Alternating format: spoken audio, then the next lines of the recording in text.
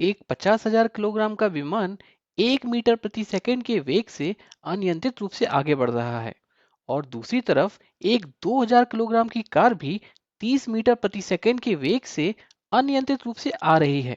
दोनों टकराने वाले हैं। क्या होगा?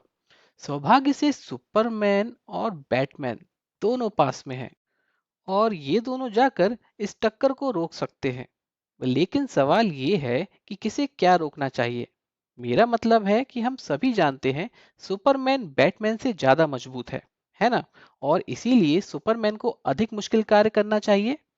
और इस वीडियो में हमें ठीक यही पता लगाना है। हमें यह पता लगाने की जरूरत है कि किसे रोकना अधिक मुश्किल होगा, विमान को या फिर कार को। आपको क्या लगता है, किसे रोकना अधिक कठिन है? खैर, पहले तो हम कह सकते हैं कि देखिए, विमान कार की तुलना में बहुत भारी है, और इसीलिए विमान को रोकना मुश्किल होगा। मेरा मतलब है कि आप जानते होंगे कि कोई भी चीज जितनी भारी होती है उसे रोकना उतना ही मुश्किल होता है। उदाहरण के लिए, यदि मैं आपकी ओर एक बॉलिंग बॉल फेंकता हूं, तो उसे रोकना उस स्थिति की तुलना में अधिक कठिन होता जब मैं आपकी ओर एक पिंग बॉल फेंकता, है ना? और इसीलिए उस तरह से हम कह सकते हैं, क्योंकि यह अधिक भारी है, इसीलिए इसे रोकना अधिक कठिन है।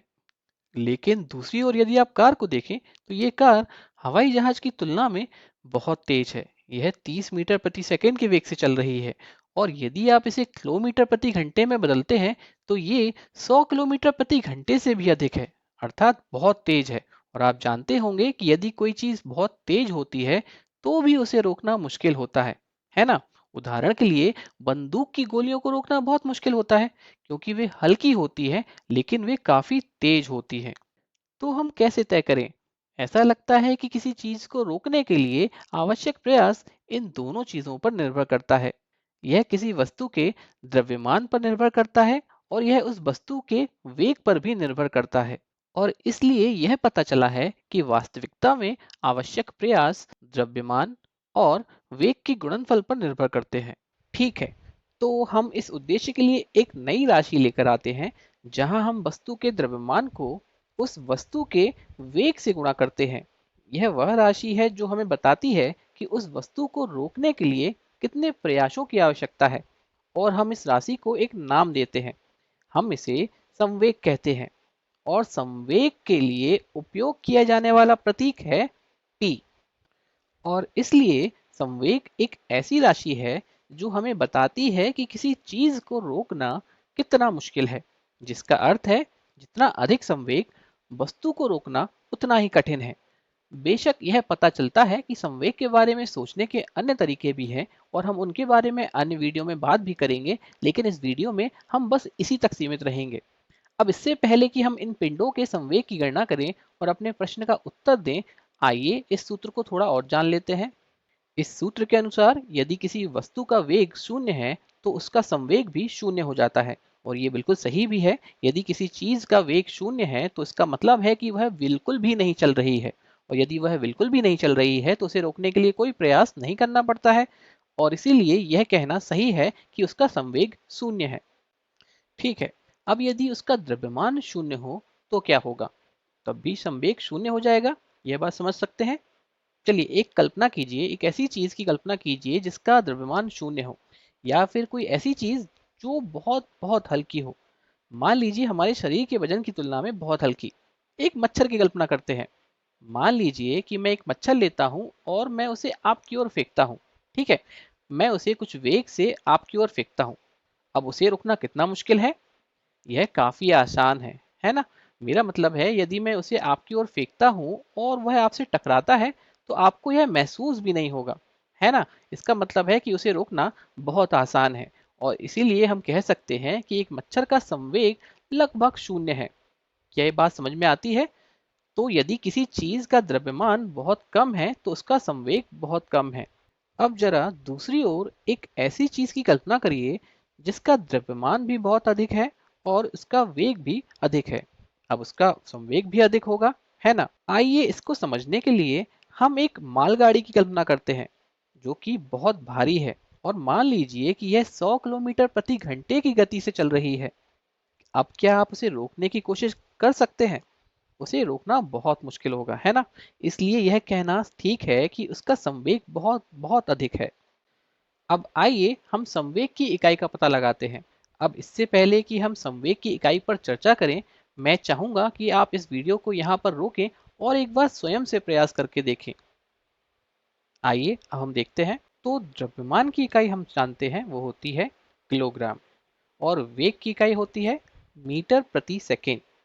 और अब जब आप इसे गुणा कर रहे हैं तो इकाइयां भी गुणा हो जाती हैं। तो इस प्रकार ये हो जाता है किलोग्राम मीटर प्रति सेकेंड, और यही संवेग की इकाई है। ठीक है, तो अब समय आ गया है कि हम इन दोनों वस्तुओं के संवेग की गणना करें। अब हम इन दोनों के संवेग की गणना कर सकते हैं और पता लगा सकते हैं कि कौन सा अधिक है। जो भी अधिक होगा उसे रोकना अधिक कठिन होगा। अब मैं जानता हूं कि आप इसे करने के लिए बहुत उत्साहित हैं, तो मैं चाहूंगा कि आप इस वीडियो को रोकें और एक बार स्वयं से प्रयास करके देखें और संवेग की गणना करें। ठीक है, तो चलिए पहले हवाई जहाज के संवेग की गणना कर लेते हैं। तो मैं इसे लिखूंगा पी ए, और यहाँ पर ए का मतलब है एरोप्लेन अर्थात हवाई जहाज। तो यहाँ हवाई जहाज का द्रव्यमान है 50,000 किलोग्राम। तो यहाँ लिख लेते हैं 50,000 किलोग्राम। और यहाँ पर जहाज का वेग है 1 मीटर प्रति सेकेंड, तो गुणा 1 मीटर प्रति सेकेंड। अब ये कितना होगा? ये है 50,000 गुणा 1 अर्थात 50,000। अब इसकी इकाई क्या होगी? तो देखिए, मुझे इसको याद रखने की जरूरत नहीं है, मैं देखूंगा और यहाँ पर लिख दूंगा। तो इसको हम लिख सकते हैं किलोग्राम मीटर प्रति सेकेंड। तो ये हुआ हवाई जहाज का संवेग। अब इसी प्रकार हम कार का संवेग ज्ञात कर लेते हैं। इसे हम पी सी कहेंगे, यहाँ सी का मतलब है कार। तो यहाँ कार का द्रव्यमान है 2000 किलोग्राम। अब इसे हम गुणा करेंगे कार के वेग से, जो कि है 30 मीटर प्रति सेकेंड।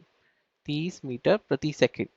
तो इसको गुणा करने पर हमें कितना प्राप्त होगा? 2 गुणा 3 हो जाएगा 6, और कितने जीरो हैं? 1 2 3 और 4, तो 60,000 किलोग्राम मीटर प्रति सेकेंड। तो ये है कार का संवेग। तो यहाँ किसका संवेग अधिक है? तो यहाँ गणना करने पर हमें कार का संवेग अधिक मिलता है। इसका मतलब है कि उस कार को रोकने के लिए हमें अधिक प्रयास करने होंगे।